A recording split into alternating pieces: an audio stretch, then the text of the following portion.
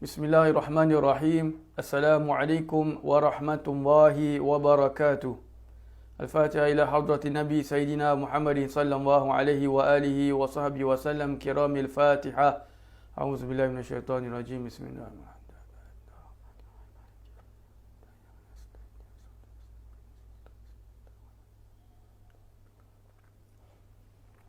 Bismillahirrahmanirrahim. Alhamdulillah. Alhamdulillahillazi hadana lihaza wa ma kunna linahtadiya laula an hadana Allah. Ashhadu an la ilaha illallah wahdahu la sharika lah wa ashhadu anna sayyidana Muhammadan abduhu wa rasuluh. Allahumma salli wa sallim ala sayyidina Muhammadin miftahi babi rahmatillah adada ma fi ilmillah salatan wa salaman daimaini bidawami mulkillah وعلى آله وصحبه عدد كل ذرة ألف مرة. سبحانك لا علم لنا إلا ما علمتنا إنك أنت العليم الحكيم.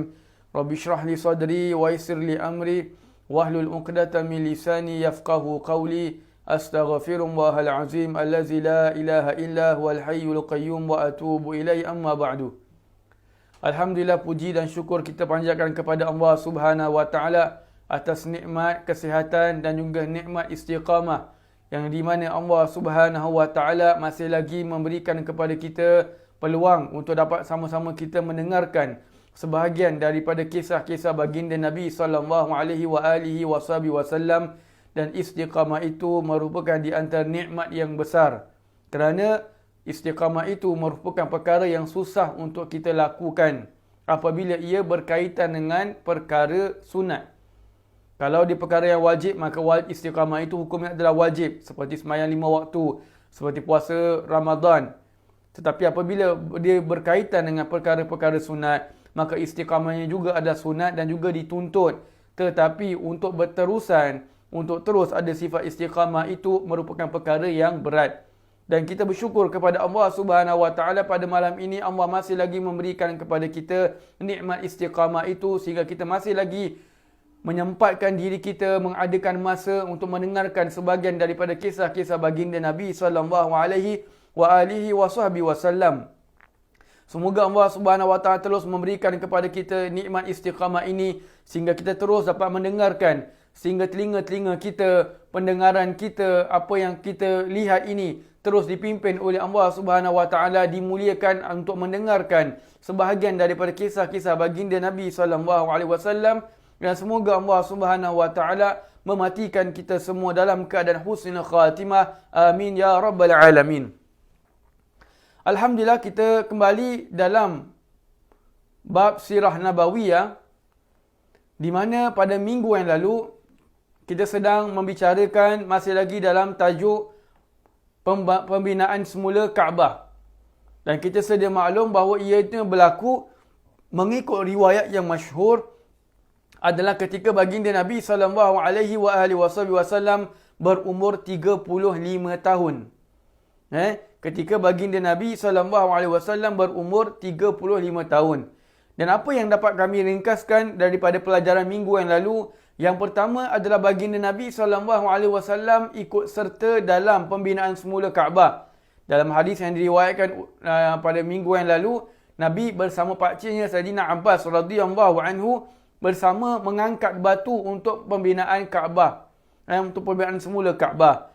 Dan kita telah ketahui bahawa itu yang pertama, dan yang kedua adalah bahawa Kaabah itu apabila dibina semula, maka Kaabah itu diubah sedikit bentuknya. Maknanya dia punya height, ketinggiannya itu ditinggikan, kemudian dinaikkan sedikit pintunya supaya orang tidak mudah untuk masuki Kaabah untuk mencuri harta-harta yang tersimpan yang berada di dalam Kaabah. Baik, kemudian yang ketiga adalah orang-orang Quraisy. Orang-orang Quraisy mereka membagi-bagikan kerja dalam soal pembaharuan Kaabah. Ada yang bertanggungjawab rukun Hajar Aswad, ada yang bertanggungjawab rukun Syami, ada yang ditugaskan untuk menjaga rukun antara Hajar Aswad sampai rukun Yamani, bermakna ke sebelah belakang sana.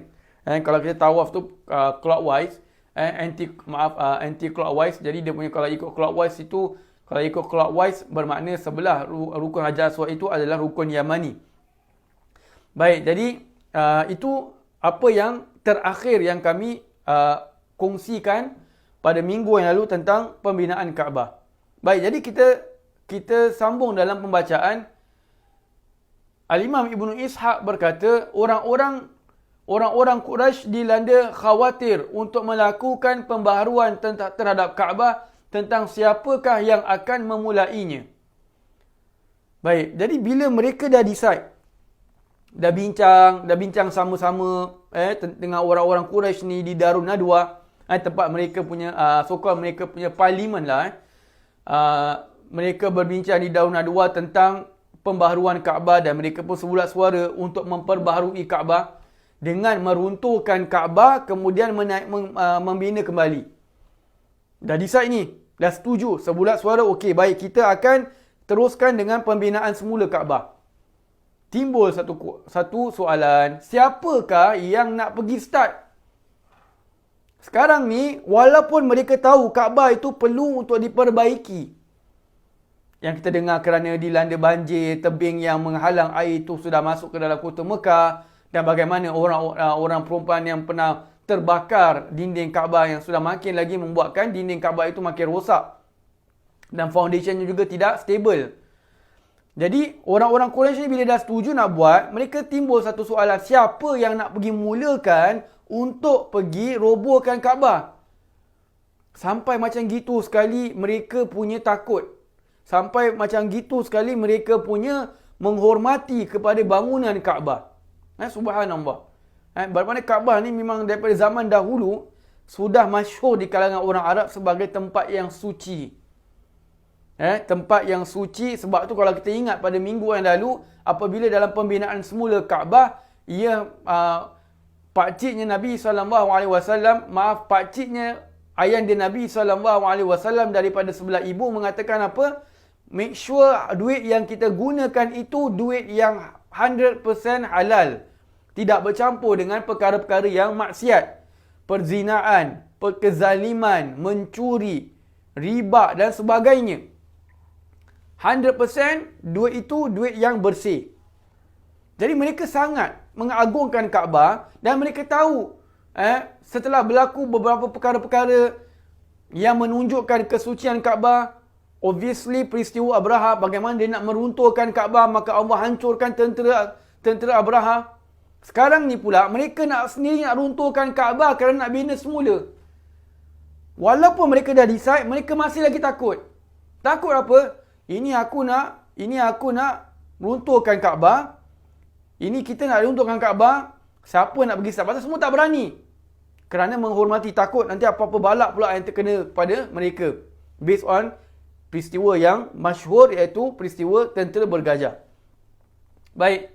Maka kemudian bangunlah Al-Walid bin Al-Mughirah. Akulah yang akan memulai meruntuhkan Kaabah.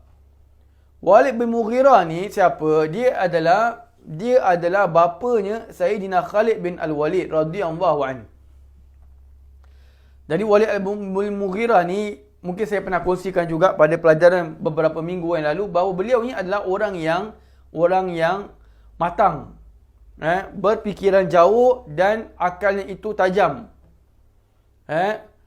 Jadi sampai Nabi sendiri yang kasih confirm. Nabi yang cakap. Nabi kata kalau dalam peperangan Badar, kalau andai kata ada orang di antaranya itu yang cerdik, maka dia itulah orang yang menaiki unta merah dalam maksud hadis seperti itu. Siapa yang unta merah itu? Yang naik unta merah adalah Al-Walid bin Al-Mughirah. Dia seorang saja, apa yang saya faham, nanti kita akan lalu nanti bab, bahawa dia seorang saja yang apabila Abu Jahal menyuarakan untuk menyakiti Nabi SAW sekaligus untuk membunuh baginda Nabi, maka Al-Walid bin Mughirah ni kata, Nabi SAW cuma mengajak. Dia mengajak kamu untuk menyembah ataupun untuk mengikut agamanya. Kalau kamu nak ikut, kamu tak nak ikut sudah. Yang kamu bercita-cita, yang kamu berkobar-kobar, wahai Abu Jahal, yang kamu berkobar-kobar nak bunuh dia, kenapa? Apa salahnya? Apa salahnya untuk pergi mengajak orang? Orang tak nak dengar, tak apa. Maka Abu Jahal tetap tidak mahu terima kerana pada Abu Jahal, Nabi SAW telah menghina agama datuk nenek moyang mereka. Padahalnya tidak seperti itu. Baik, jadi balik pada tentang sini. Maka Al-Walid bin Mughirah kata, akulah yang akan memulai untuk meruntuhkan Kaabah. Baik, korang tak nak buat tak apa, biar aku buat. Kenapa Al-Walid bin Mughirah berani untuk cakap sedemikian? Kerana dia tahu kita meruntuhkan bukan kerana nak lenyapkan. Kita meruntuhkan kerana nak memperbaiki bangunan to itself. Kita meruntuhkan bangunan Kaabah kerana kita nak memperbaiki bangunan Kaabah. Bukan saja-saja nak pergi meruntuhkan for no reason. Baik, lanjut dalam pembacaan. Kemudian Al-Walid bin Al-Mughirah mengambil kapak dan dia berdiri di depan Kaabah sambil berkata, Ya Allah, kami bukanlah untuk keluar daripada agamamu.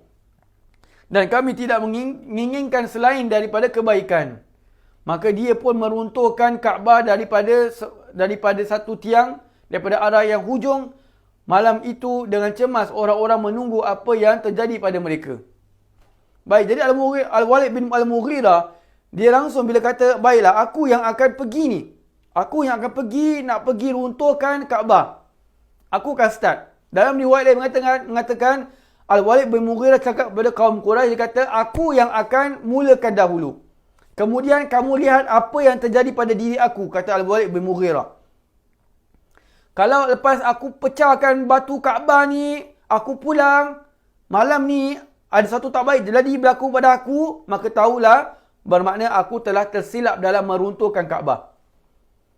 Tetapi jika mana pada keesokan harinya aku keluar seperti biasa, maka ketahuilah perbuatan kita itu disetujui oleh Allah Subhanahu Wa Taala, maka kita akan teruskan dalam merubuhkan Kaabah untuk membina semula bangunan yang baru dengan menggunakan batu yang lebih kuat dan lebih baru. Itu yang setelah Al-Walid bin Al-Mughirah keluar daripada orang-orang Quraisy, dia langsung pergi ke depan Kaabah. Dia kata depan Kaabah, Ya Allah, kami bukanlah nak keluar daripada agamamu. Maknanya kami ni bukan nak berontak. Kami ni bukan nak lari daripada apa yang dibawakan oleh datuk nenek moyang kami.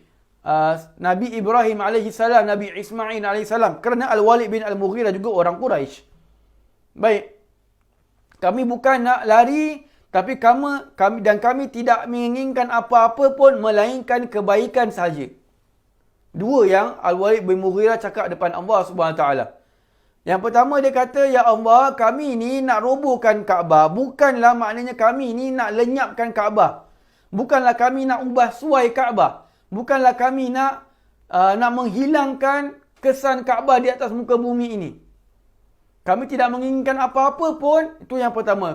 Yang kedua, kami tidak menginginkan apa-apa pun, melainkan kami hanya menginginkan kebaikan saja.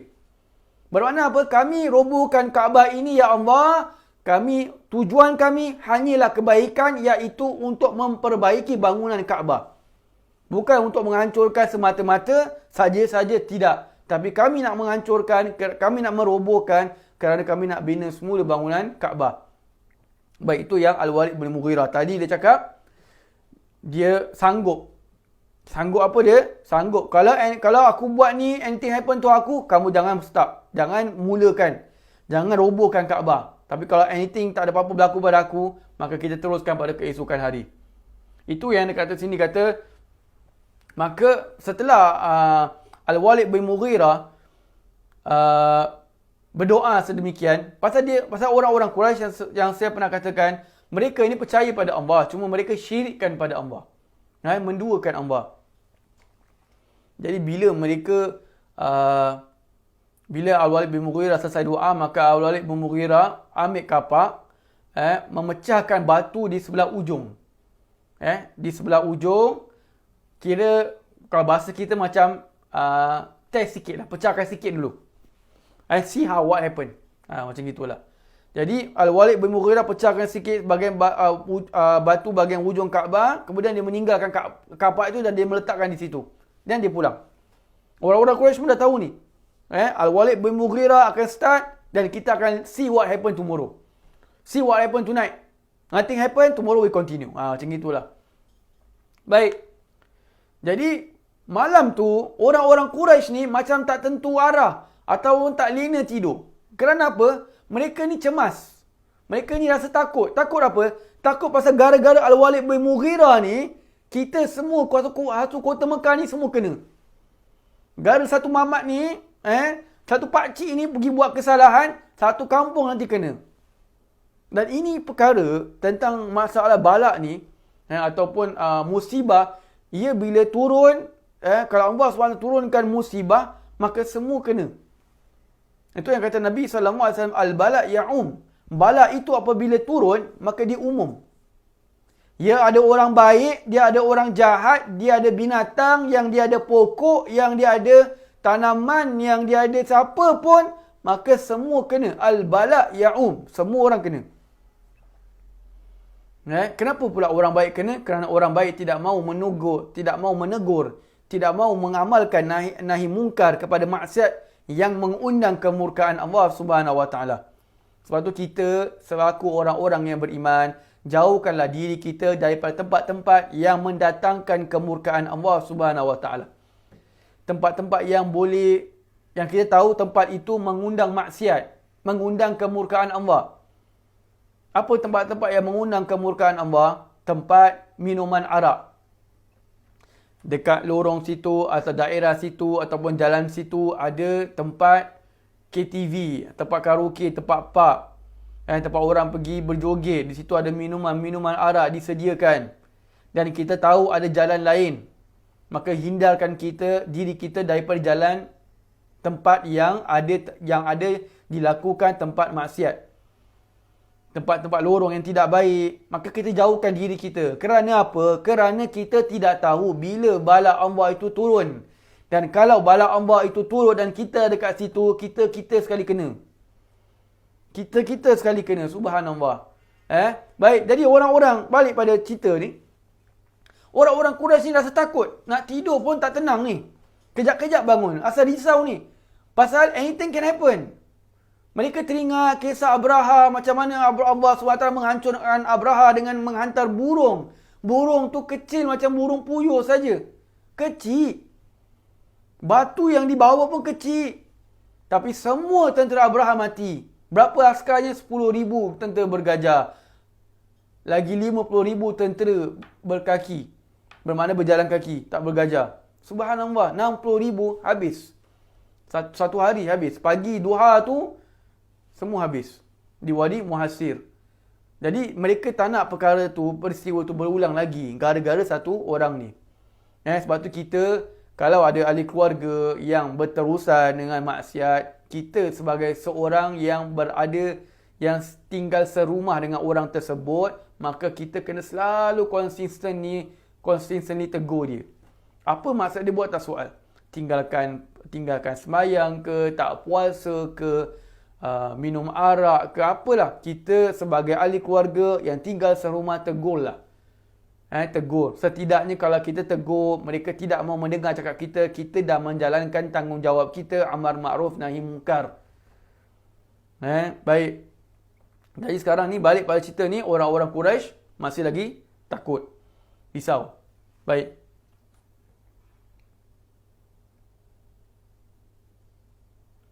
Jadi sampai orang-orang Quraisy ni dah tak boleh buat apa-apa. Mereka cuma boleh kata kita tunggu sajalah. Kalau Allah reda apa yang Al-Walid bin Mughirah buat, maka kita akan lihat bahawa dia tak kena apa-apa. Kalau besok kita lihat Al-Walid bin Mughirah ni ada apa-apa kecelakaan, maka tahulah itu adalah tanda daripada Allah Subhanahu Wa Taala. Baik. Keesokan harinya, Al-Walid bin Al-Mughirah bangun, keluar daripada rumahnya menuju kembali untuk meneruskan pekerjaannya yang dilakukan pada semalam. Apa yang dikata pengarang sini mengatakan pada keesokan harinya, orang-orang Quraisy ni kerana tak tidur lena, risau tentang azab, takut azab turun, mereka ni dah bangun siang. Tak tunggu matahari terbit, dah bangun siang-siang. Jadi mereka dah bangun siang-siang ni, mereka standby. Jadi bila mereka standby, nampak Al-Walid bin Mughirah keluar, terus pergi tempat yang dia tinggalkan kapak dia. Al-Walid bin Mughirah tak ada cari, oi korang, aku tak ada apa-apa, jom buat. Tak ada. Dia terus ambil kapak, terus start the job. Dia pun buat kerja. Bila dia buat, dia start balik apa yang dia tinggalkan semalam, maka orang-orang Quraisy nampak, Al-Walid bin Mughirah sudah start, bermakna tidak ada apa-apa yang berlaku terhadap dia. Maka ramai-ramailah orang-orang Quraisy pun langsung datang bergotong royong untuk meruntuhkan Kaabah. Habis. Baik, dah runtuhkan Kaabah, dah rata semua, maka dia ambil batu-batu yang sudah disediakan, dah pile up batu-batu, maka dibuatlah, dibina semula kembali Kaabah itu mengikut apa yang telah mereka setujui. Letak atap, tinggikan sedikit, pintu Kaabah itu dinaikkan sedikit supaya tidak senang untuk orang mencuri, dan ia memerlukan kepada tangga, sampailah zaman sekarang lah. Dah siaplah Kaabah semua. Sampailah satu tempat yang masih kosong. Tempat apa tu? Tempat Hajarul Aswad. Sekarang ni semua dah siap ni. 4 penjuru sudah ada. Sampailah tempat Hajarul Aswad.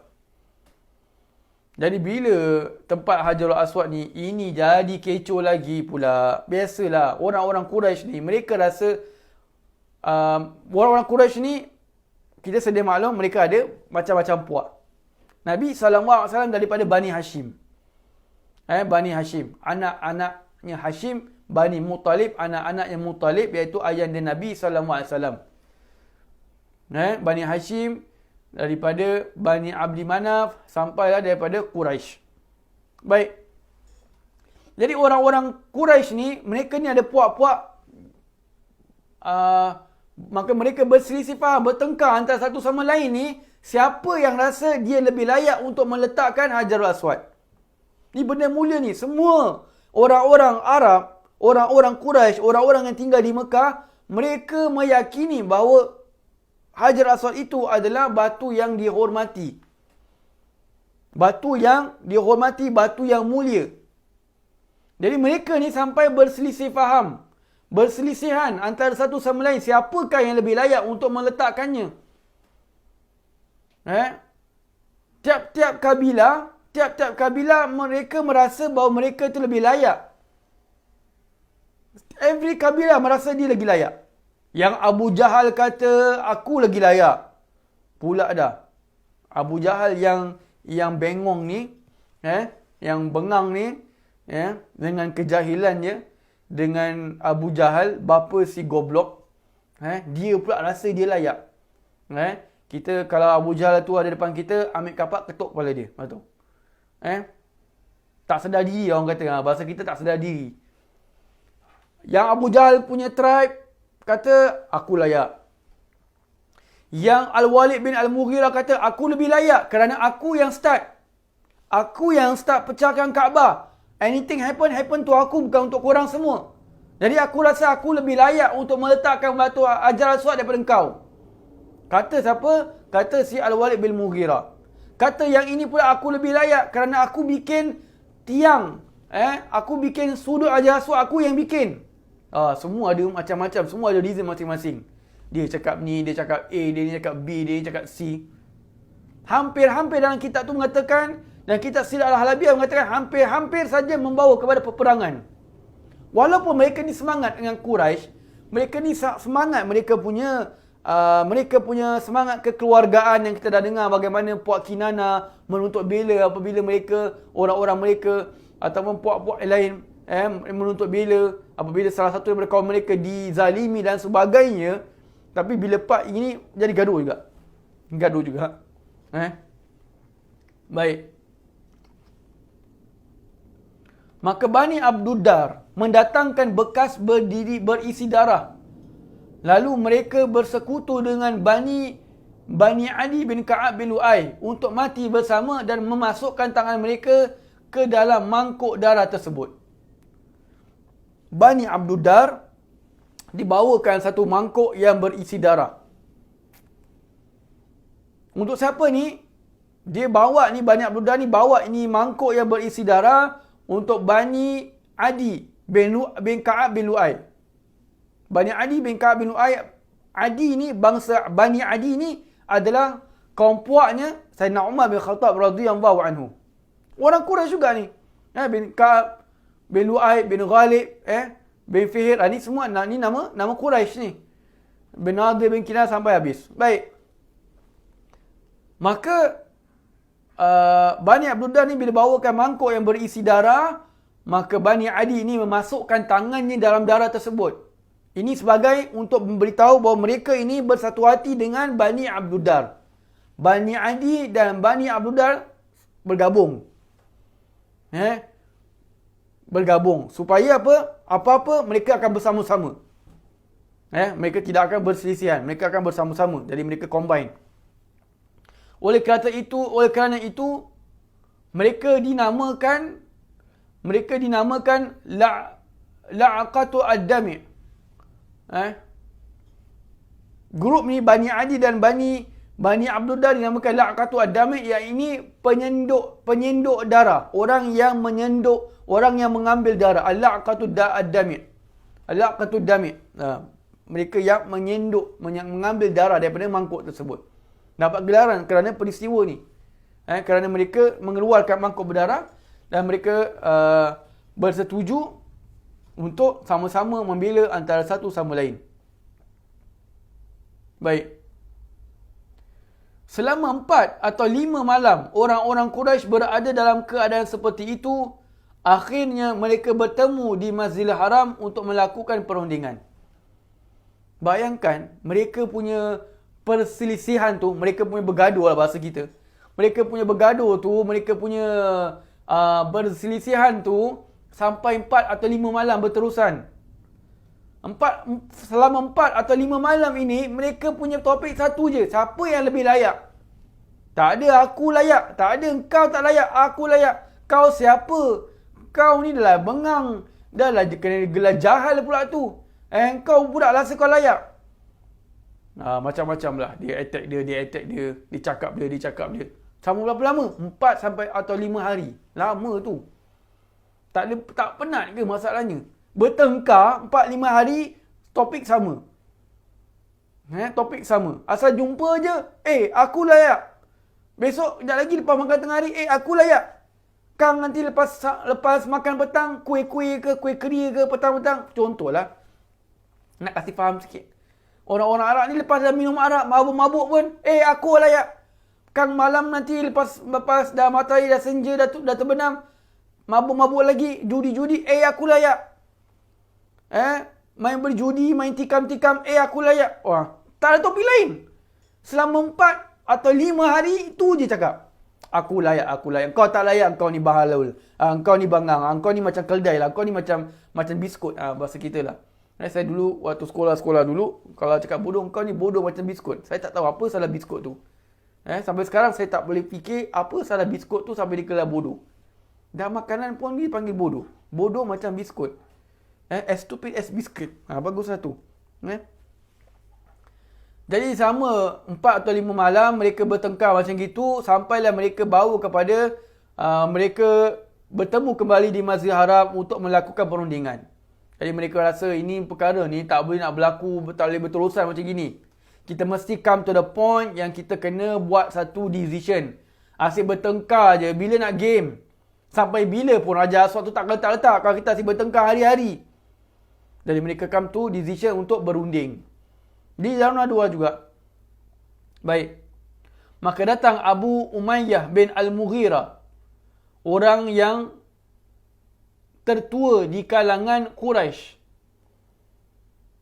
Maka datang orang yang tua, orang yang tertua di antara orang Quraisy, nama dia Abu Umayyah bin Al-Mughirah.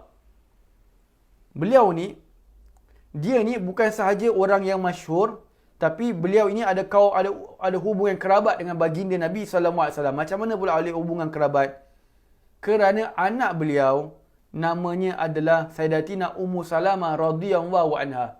Siapa Sayyidatina Ummu Salamah radhiyallahu anha? isteri baginda Nabi SAW. Pangkat bapa mertua. Tapi masa ni belum kahwin lagi Nabi dengan Ummu Salamah. Nabi berkahwin dengan Ummu Salamah ni setelah peperangan Uhud. Lagi lama. Ini Nabi baru 35 tahun. Peperangan Uhud tu berlaku Nabi dalam lebih kurang lingkungan umur 56-57. More or less macam gitulah. Baik.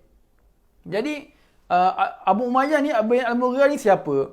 Yang pertama tadi, beliau ni adalah bapanya Ummu Salamah radhiyallahu anha.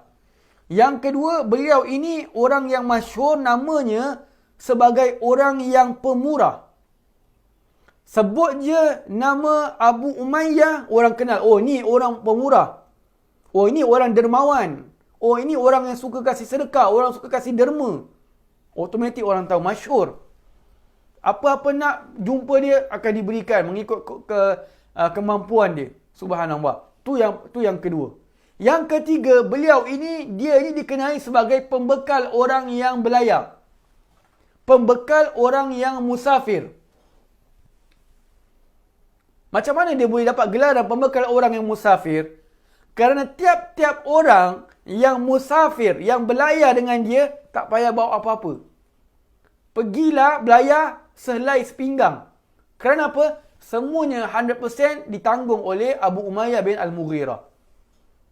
Macam gitu sekali namanya masyhur. Dikenali sebagai pembekal orang yang musafir. Pembekal orang musafir. Kita ada kawan, kawan kita ajak kita pergi umrah. Contohlah, jadi bila pergi umrah, semua kita punya benda umrah, semua dia settle. Duit travel agent, duit makan, duit bas, duit belanja, duit oleh-oleh, semua kawan kita belanja. Agak-agak kita sayang tak orang yang macam gitu. Kita akan rasa terhutang budi. Pasal semua dia 100% ni dia ada sponsor. Macam gitu juga dengan Abu Umayyah bin Al-Mughirah. Orang kenal. Jadi tiap-tiap orang yang belayar dengan dia, semua FOC. Free of charge. Kalau ada anda yang jemaah yang mendengar, ada orang yang belayar, dia buat macam gitu, sila beritahu saya nak ikut belayar dengan dia. Jadi aku pun pergi free juga. Gurau saja, gurau. Baik. Jadi, beliau ni, ini tiga dia punya pengenalan yang kita kenal daripada beliau. Yang pertama, beliau ni adalah terkenal dengan sifat orang yang pemurah. Yang kedua, beliau ni adalah orang yang dikenali sebagai pembekal, orang yang musafir. Dan yang ketiga, beliau adalah bapa kepada Sayyidatina Ummu Salamah radhiyallahu anha. Dan yang keempat, beliau ini tidak sempat jumpa zaman Islam. Sebelum Nabi mendapat wahyu, beliau sudah pergi. Beliau sudah pergi, dia tak jumpa zaman Islam. Jadi dia ni bila datang dekat meeting orang-orang Quraisy ni, dia kata apa? Dia kata, wahai orang-orang Quraisy, biarlah persengketaan kamu ini diselesaikan oleh orang yang pertama kali masuk pintu Masjidil Haram. Biarlah, jadikanlah dia yang memutuskan perkara kamu. Jadi, Abu Umayyah bin Al-Mughirah ni kata kepada orang-orang Quraisy yang masih lagi tengah bincang, tengah fikir, tengah perah otak, siapalah yang nak, macam mana kita nak selesaikan perkara Hajar Aswad ni. Maka Abu Umayyah kata, kita orang yang menyelesaikan kita punya masalah ni, yang selesaikan kita punya problem ni tentang Hajar Aswad ni, kita jadikan orang yang pertama masuk Masjidil Haram, masuk pintu Masjidil Haram, orang itulah yang decidekan, yang tentukan perkara ini. Apa kata kita buat macam gitu? Baik. Jadi bila Abu Umayyah bin Al-Mughirah mengutarakan sedemikian, semua orang-orang Quraisy yang ada kat meeting tersebut, setiap itu mewakili kabilah-kabilah mereka, mereka mewakili puak-puak Arab mereka, puak-puak Quraisy mereka, dan mereka setuju dengan apa yang disuarakan oleh Abu Umayyah bin Al-Mughirah. Baik. Dan pintu yang mereka masukkan situ adalah pintu itu dikenali dengan pintu Bani Syaibah. Zaman itu pintu itu dikenali dengan pintu Bani Syaibah, yang sekarang ini dikenali dengan pintu Babus Salam. Zaman Nabi ketika Nabi berumur 35 tahun, pintu Bani Syaibah itu dikenali sebab pintu Babul Salam itu dikenali dengan pintu Bani Syaibah. Pintu Bani Syaibah. Baik. Kemudian apa yang jadi setelah mereka mengatakan sedemikian? Apa yang mereka nampak daripada pintu tersebut? InsyaAllah kita akan sambung pada minggu hadapan. Kenapa saya tak teruskan? Kerana Kak Sansi sedang hujan lebat. So saya tak nak nanti mengganggu. Nanti ganggu recording ini. Nanti tak boleh dengar suara. Tak boleh dengar suara dan tak boleh dapat manfaat daripada pelajaran ini insyaAllah. Jadi wallahu a'lam bishawab. InsyaAllah kita akan sambung minggu depan. Sambungan daripada kisah pembinaan semula Kaabah dan juga peletakan Hajar Aswad. InsyaAllah. Kita tutup surah Al-Asr dan tasbih kafaratul majlis. Subhanakallah. Wa sallallahu ala sayyidina Muhammadin wa ala alihi wa sahbihi wa sallam walhamdulillahi rabbil alamin. Assalamualaikum warahmatullahi wabarakatuh.